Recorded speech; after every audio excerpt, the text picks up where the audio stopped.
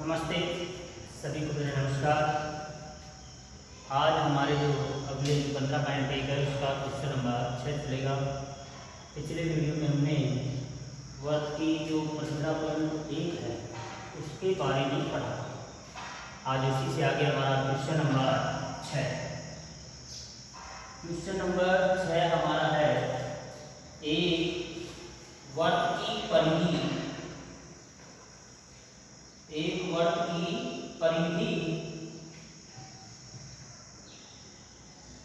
एक वर्ग के परिमाप के बराबर है। वर्ग की परिधि एक वर्ग के परिमाप के बराबर है। वर्ग के परिमाप एक वर्ग की परिधि एक वर्ग के परिमाप के बराबर है। इस यदि वर्ग का क्षेत्रफल 484 वर्ग मीटर है, वर्ग का क्षेत्रफल बराबर 484 वर्ग मीटर है, तो वर्ग का क्षेत्रफल ज्ञात कीजिए। यहाँ पर जो हमारा क्वेश्चन नंबर 6 है उसमें वर्ग की परिधि एक वृत्त है और एक वर्ग है। जैसे ये तो क्या है हमारा वर्ग, ये क्या है हमारा वर्ग, वृत्त और वर्ग। इसमें क्या समानता है कि जो ये वर्ग की जो परिधि है, ये परिधि ये इसके परिमाप के बराबर है, अर्थात इसकी चारों भुजाओं के योग के बराबर है।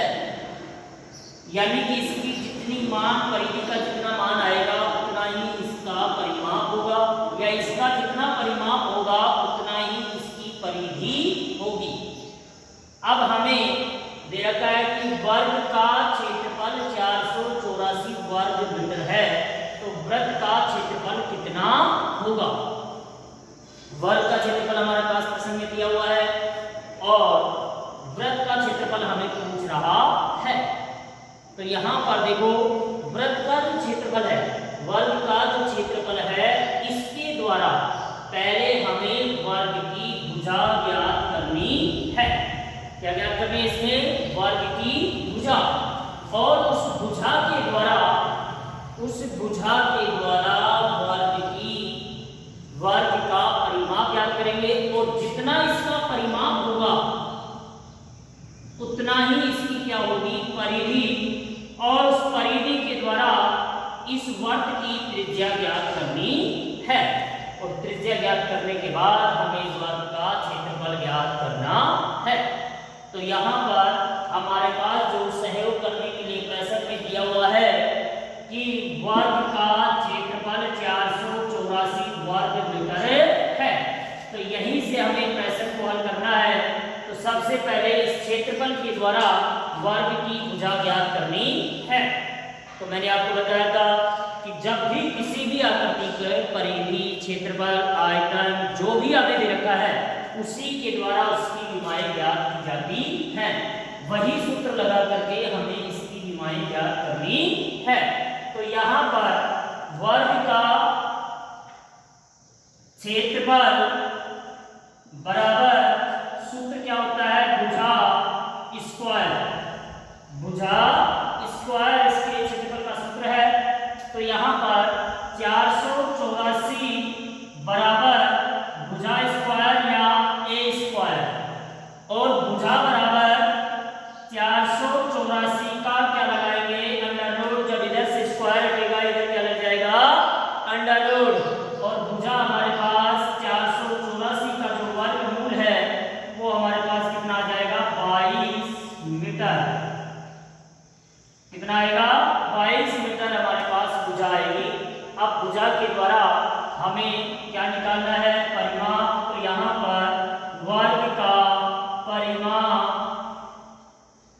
कितना हो जाएगा? 4 गुना भुजा की लंबाई, यानी कि 4 गुना 22, 22 जो 88 मीटर क्या होगी इसकी परिमाप।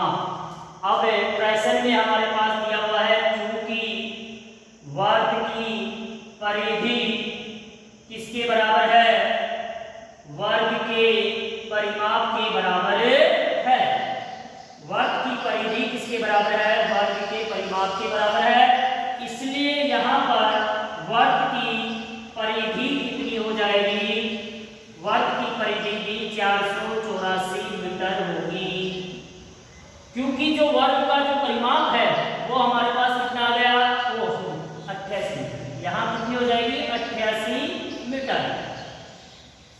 क्योंकि वर्ग का परिमाप 88 मीटर है तो वर्ग की परिधि भी कितनी होगी, 88 मीटर होगी। अब इस परिधि के द्वारा वर्ग की त्रिज्या ज्ञात करनी है, तो त्रिज्या ज्ञात करने के लिए परिधि का सूत्र लगाएंगे, 2 पाई r बराबर 88।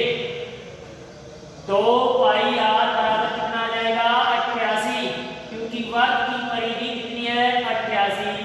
सबसे पहले हमारे पास दिया हुआ है वर्ग की परिधि वर्ग के परिमाप के बराबर है, तो यहाँ पर वर्ग का जो क्षेत्रफल है वो 484 वर्ग मीटर है।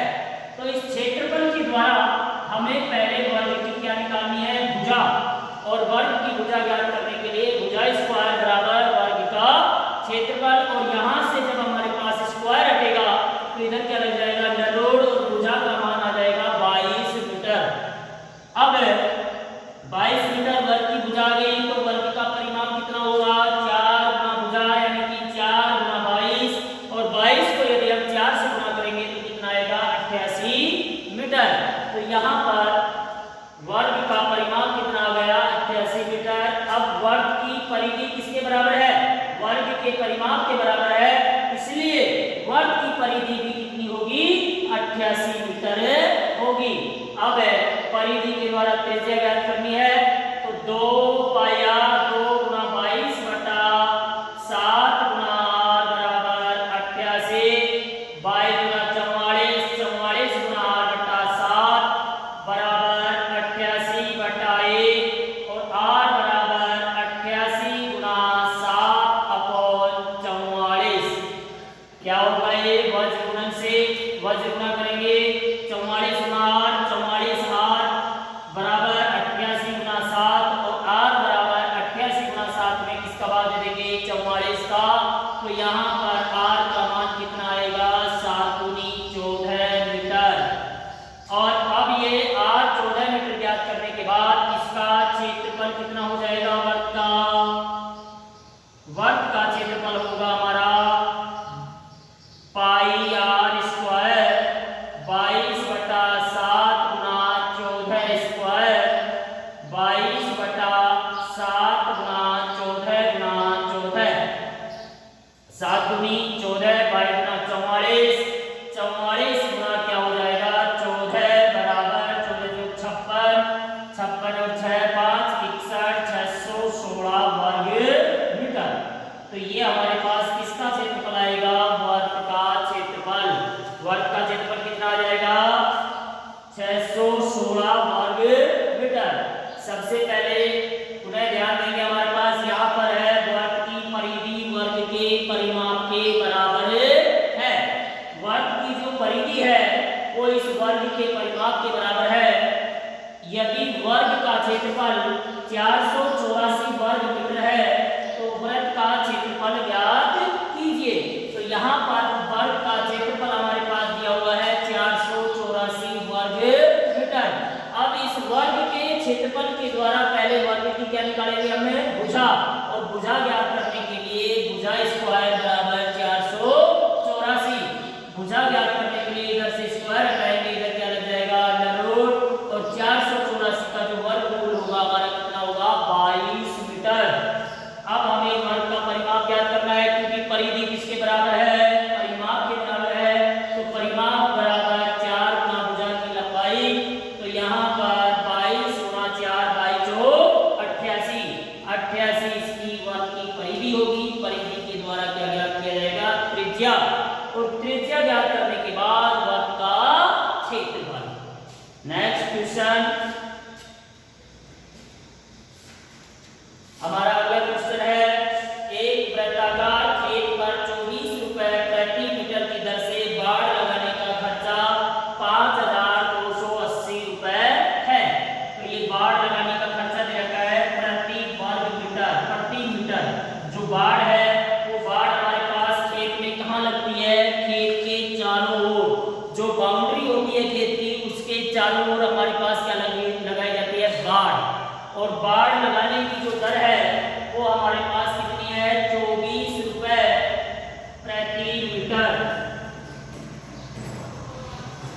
तो हमारे पास क्वेश्चन है कि एक वृत्ताकार खेत पर 24 रुपए प्रति मीटर की दर से बाड़ लगाने का व्यय 5280 रुपए है। तो यहाँ पर जो बाड़ लगाने का व्यय है, बाड़ लगाने का कुल व्यय, बाड़ लगाने का कुल व्यय कितना है? 5280 रुपए। और बाड़ लगाने की जो दर है, वो बाड़ लगाने की दर कितनी है? 24 रुपए प्रति मीटर। इसका मतलब है कि जो बाड़ है हमारी खेत के चारों तरफ लगाई जाती है और खेत के चारों ओर की लंबाई का जो योग होता है वो क्या कहलाता है? हमारे पास परिमाप। अगर वर्त है तो वर्त में क्या कहलाता है? परिधि। तो यहाँ पर बाड़ लगाने की जो दर है वो 24 रुपए प्रति मीटर है। तो पहले हमें बाड़ की लंबाई ज्ञात करनी है। क्या ज्ञात करनी है? बाड़ की लंबाई।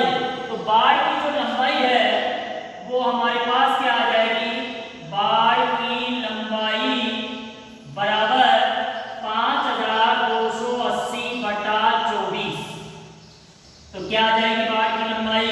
24 गुना 48, 24 गुना 48, यहाँ पर 220 मीटर क्या आएगी बाड़ की लंबाई। अब बाड़ हमारे पास कहाँ लगती है? खेत के चारों तरफ लगती है। और खेत के या किसी भी फील्ड के किसी भी क्षेत्र के चारों ओर एक चक्कर में तय की गई दूरी क्या कहलाती है? परिमाप। और वर्ताकार आकृति के चारों ओर जब एक चक्कर लगाया जाता है तो उसको कहते हैं हम परिधि। तो यहाँ पर जो बाड़ की जो लंबाई है वही क्या होगी? इसकी परिधि की माप होगी। इसलिए यहाँ पर खेत की परिधि बराबर 220 मीटर। अब हमें त्रिज्या ज्ञात करनी है 2πr। 2πr बराबर कितना हो जाएगा? 220 मीटर। प्रश्न में हमारे पास पूछा है इस क्षेत्र को 0.50 रुपए प्रति वर्ग मीटर की दर से जुताई कराई जानी है। तो जुताई कराने का व्यय ज्ञात कीजिए। तो यहाँ पर देखो मैं आकृति बना करके बता रहा हूँ। बाड़ की लंबाई नहीं होगी, इसके चारों तरफ एक राउंड लगा देंगे तो हमारे पास क्या आ जाएगी? बाड़ की लंबाई। तो ये तो हमारी कितनी है? 220 मीटर। अब जुताई कहाँ होगी? खेत में। खेत में जो जुताई होगी वो इसके अंदर वाले भाग में यहाँ पर जुताई होगी। और इस जुताई ज्ञात करने के लिए हमें इस फील्ड का क्या निकालना होगा? क्षेत्रफल। अब क्षेत्रफल ज्ञात करने के लिए हमें किसकी आवश्यकता होगी? त्रिज्या की आवश्यकता होगी। और त्रिज्या हम किसके द्वारा ज्ञात करेंगे? इस 220 मीटर के द्वारा हम त्रिज्या ज्ञात करेंगे। तो यहाँ पर 2πr बराबर 220 मीटर। 2 गुना 22 बटा 7 गुना r बराबर 220 मीटर। 22 गुना 44 गुना r बटा 7 बराबर 220 बटा 1। क्या करेंगे? वज्र गुणा। कौन सा गुणा होगा? ये वज्र गुणा। और वज्र गुणा जब करेंगे तो ये आ जाएगा r बराबर 220 गुणा 7/44। 22 गुना 44, 22 से कम 22, 2 पंजे 10। तो r का मान हो जाएगा 5 गुना 7 यानी कि 35 मीटर। अब हमें खेत का क्या निकालना है? क्षेत्रफल। क्योंकि खेत की जो जुताई है, जुताई की लागत ज्ञात करनी है। और जुताई की लागत ज्ञात करने के लिए खेत का क्या निकालेंगे? क्षेत्रफल। और क्षेत्रफल का सूत्र क्या है? पाई आर स्क्वायर। 35 स्क्वायर 22 बटा 7 गुना 35 गुना 35। 7 पंजे 35, 22 पंजे 110। 110 किससे गुना होगा? 35 से। 35 और 3 38, 3850 वर्ग मीटर। अब इसका खर्चा निकाल दो। चूंकि 1 वर्ग मीटर जुताई की लागत कितनी है? 0.50 रुपए यानी कि 50 पैसे है।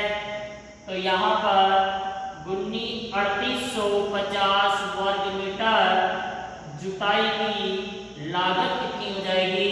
3850 गुणा 0.50 0 0 50 25 हासिल 2 5 8 40 और 2 42 हासिल 4 5 3 15 4 19 1 और 1 2 1925 रुपए। तो ये खेत की जुताई की कुल लागत कितनी होगी? 1925 रुपए। समझ में आ गया? तो यहाँ पर सबसे पहले हमें बाड़ लगाने का कुल व्यय दिया हुआ है, तो बाड़ की लंबाई ज्ञात करनी है। बाड़ की लंबाई को ज्ञात करने के लिए बाड़ लगाने का जो कुल खर्चा है उसमें बाड़ लगाने की दर का भाग दिया जाएगा। तो यहाँ पर बाड़ की लंबाई 220 मीटर। अब खेत के अंदर जो जुताई है वो खेत के चारों तरफ अंदर होगी। ये जो बाड़ की लंबाई है ये चारों तरफ की लंबाई है, तो ये चारों तरफ की लंबाई को क्या कहते हैं? परिधि। इसलिए परिधि का मान कितना होगा? 220 मीटर। और यहाँ पर 2πr बराबर 220, r का मान कितना आ जाएगा? 35 मीटर। अब हमें इस फील्ड का, इस खेत का क्षेत्रफल निकालना है और खेत का क्षेत्रफल हो जाएगा 2π को πr स्क्वायर 22/7 गुणा 35 गुणा 35 3850 वर्ग मीटर। अब 1 वर्ग मीटर जुताई की लागत 0.50 रुपए है, यानी कि 50 पैसे है। तो 3850 वर्ग मीटर का खर्चा कितना आएगा? 1925 रुपए। नेक्स्ट प्रश्न, एक वृत्ताकार घास के मैदान की त्रिज्या 33 मीटर है। एक वृत्ताकार घास का क्या है? मैदान, जिसकी त्रिज्या कितनी है? 35 मीटर। इसके चारों ओर 7 मीटर चौड़ा मार्ग बना हुआ है। मार्ग का क्षेत्रफल ज्ञात कीजिए। तो यहाँ पर देखो 8वां जो क्वेश्चन है, ये हमारे पास वृत्ताकार घास का मैदान है।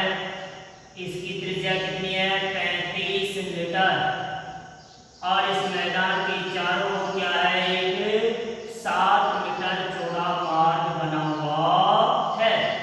ये हमारे पास मार्ग है। इस मार्ग की चौड़ाई कितनी है? 7 मीटर। तो इस मार्ग का क्षेत्रफल ज्ञात कीजिए। तो मैंने आपको बताया था कि सकेंद्रीय वृत्त, जो वे वृत्त जिनका केंद्र एक ही है, और सकेंद्रीय वृत्तों द्वारा जो परिबद्ध भाग होता है उसका क्षेत्रफल का सूत्र क्या होता है? πr1 square minus r2 square. r1 जो बाहरी वृत्त की त्रिज्या है वो, और r2 आंतरिक वृत्त की त्रिज्या होगी। इस सूत्र के द्वारा हमें परिबद्ध भाग का क्या निकालना है? क्षेत्रफल। तो यहाँ पर मैदान सहित, मार्ग सहित मैदान की त्रिज्या, यानी कि हमारे पास क्या हो जाएगी? r1 कितनी हो जाएगी? 35 प्लस जो मार्ग की चौड़ाई है वो हो जाएगी 42 मीटर। और मैदान की त्रिज्या कितनी है, जिसे हम किससे दर्शाएंगे? r2 से 42, यानी कि कितनी है? 35 मीटर। अब मार्ग का क्षेत्रफल, मार्ग का क्षेत्रफल बराबर pi bracket r1 square minus r2 square. Pi का मान 22/7, 42 का होल स्क्वायर बड़ा कोष्ठक लगा लो, माइनस 35 का होल स्क्वायर। या तो आप इनको होल करके हल कर लो, या a square minus b square. तो क्या हो जाएगा? 22/7 कोष्ठक 42 प्लस 35, 42 माइनस 35, 22/7 गुणा 42 में 35 जोड़ दिया, कितने आ गए? 7 77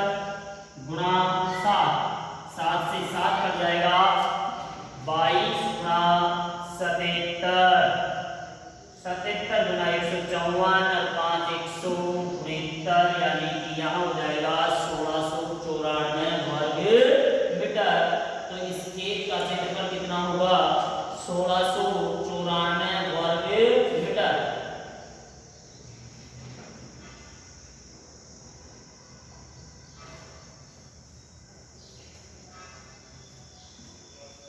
दोबारा देखो, मार्ग सहित मैदान की त्रिज्या r1 35 प्लस 7 यानी कि 42 मीटर। मैदान की त्रिज्या कितनी है r2 35 मीटर, जिसको r2 से दर्शाएंगे। मार्ग का क्षेत्रफल pi bracket r1 square minus r2 square 22/7 गुना 42 का होल स्क्वायर माइनस 35 का होल स्क्वायर।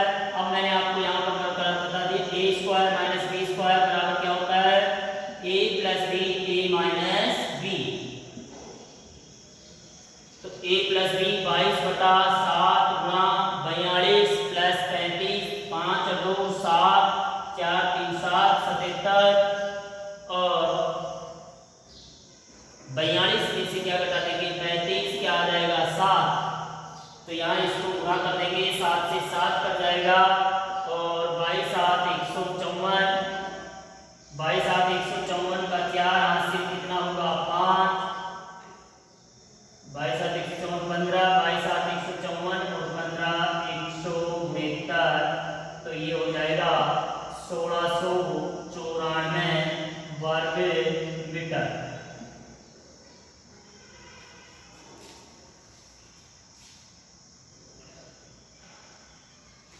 अब इसका मैं आपको एक और तरीका बताया था कि पहले हम निकालेंगे मार्ग सहित मैदान का क्षेत्रफल। मार्ग सहित मैदान का क्षेत्रफल 22/7 गुणा 77 42 गुणा 42 माइनस 7 से 42 22 जगह 132 132 गुणा 42 2 दूनी 4 2 की 6 2 2 एकम 2 4 दूनी 8 4 की 12 4 और 1 5 यहाँ पर 4 4 5 5 55 64 हो जाएगा। और मार्ग सहित मार्ग रहित मैदान का क्षेत्रफल 22/7 गुणा 35 गुणा 35 7 पंजे 35 22 पंजे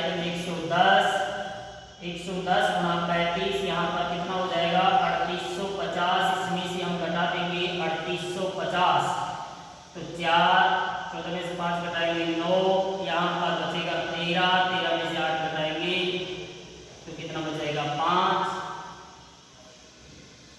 14 में से 8 घटाएंगे 6 और यहाँ 114। तो ये तरीका कर सकते हैं मार्ग सहित मैदान का क्षेत्रफल माइनस मैदान का क्षेत्रफल। तो कितना आ जाएगा 1694 वर्ग मीटर। अगला क्वेश्चन, दो सकेंद्रीय वृत्तों द्वारा परिबद्ध क्षेत्र का क्षेत्रफल होगा। दो सकेंद्रीय वृत्तों द्वारा परिबद्ध क्षेत्र का क्षेत्रफल होगा।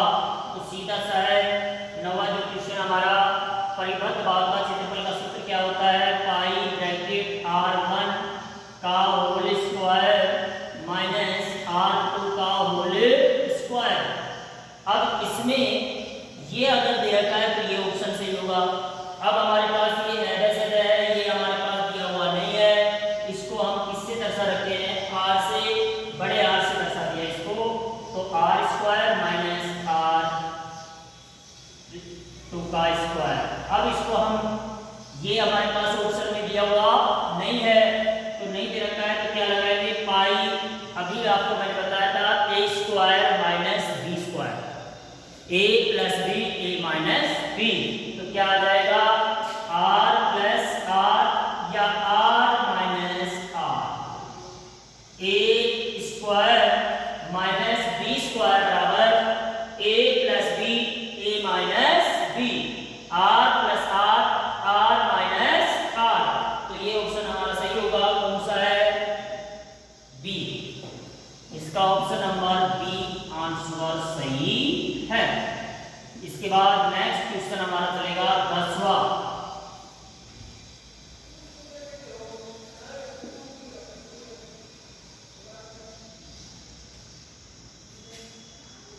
10वां क्वेश्चन, 10वें क्वेश्चन में दो सकेंद्रीय वृत्तों की त्रिज्याएं क्रमशः 2 सकेंद्रीय 7 केंद्रीय वृत्तों की त्रिज्याएं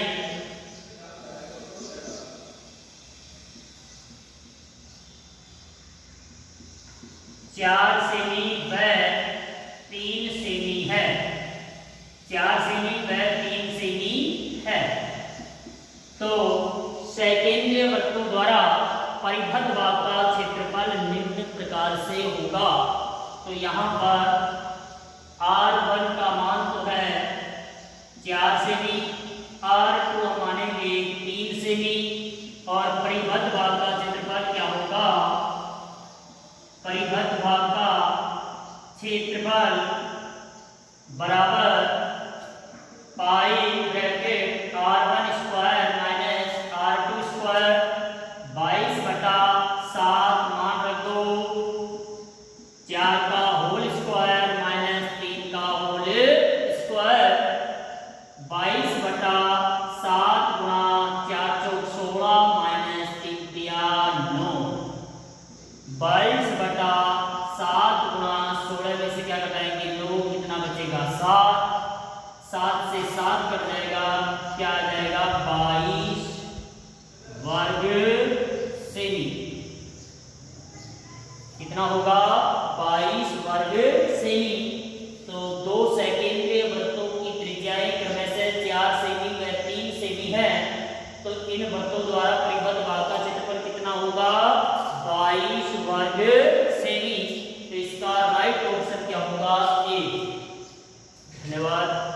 और ये हमारी 15.1 समाप्त है। इसके बाद